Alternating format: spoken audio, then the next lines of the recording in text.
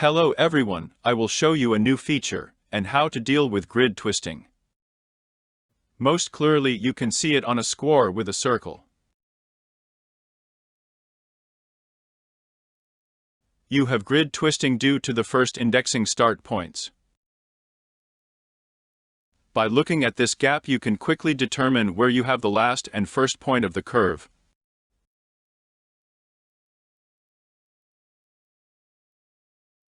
Where the gap begins is the last, and the point of the curve that comes after it is the first. Since the square has dots at the corners, therefore, such twisting occurs due to the position of the dots.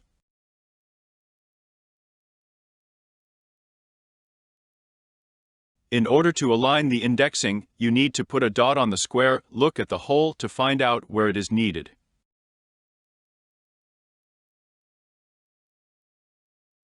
Then select the first point after the break and click Set First Index. I also added a decursor adjustment feature to make it easier to continue the curve and set it on bends. You can select the active object and click cursor on the object, and it will be placed at the origin of the object and rotated in the same way as the object itself. And your new curves will appear in a more convenient location. I also added a function to flip the curve for such cases. Select the curve in edit mode and click Flip Curve. As you can see, you can twist the curve or set the first index. If you have enough points and you see that there is a suitable one, you can set them. But you can tease in the right place and put a dot like this for greater accuracy.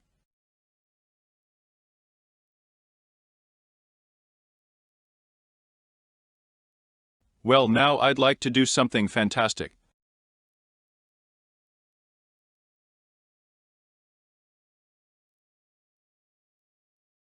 I'll show you how to work with the function of binding an object to a decursor. Set the cursor where we want. And then the object to the decursor, that's all. I think it will be an elven column or a tree.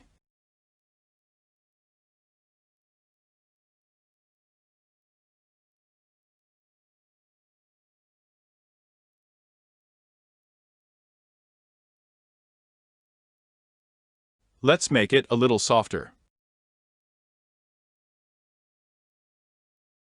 I like it, so be it.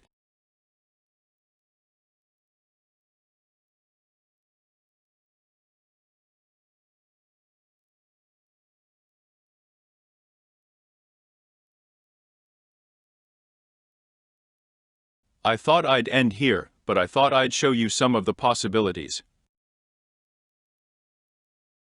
Let's name the sequence so that it is not inconsistent. Hide the object and press Arrangement.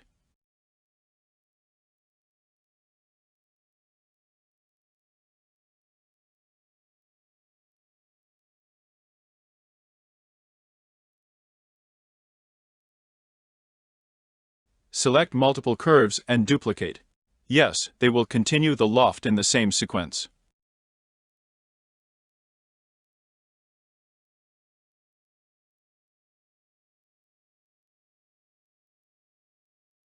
We can pull them out of the collection and create another loft.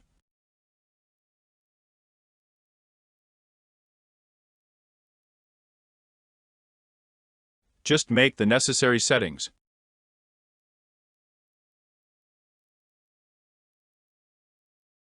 Let's change this.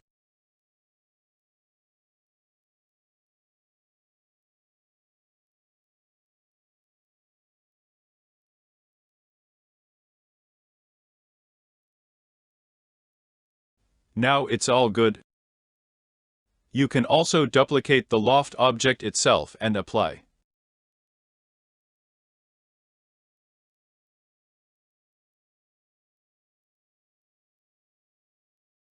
And then change unapplied loft and duplicate and apply again.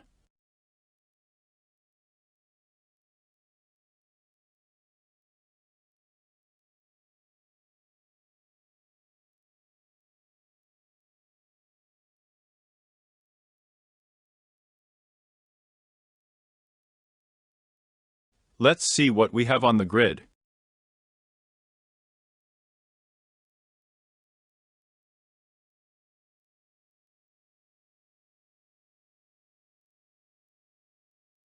I think it's very good for this form.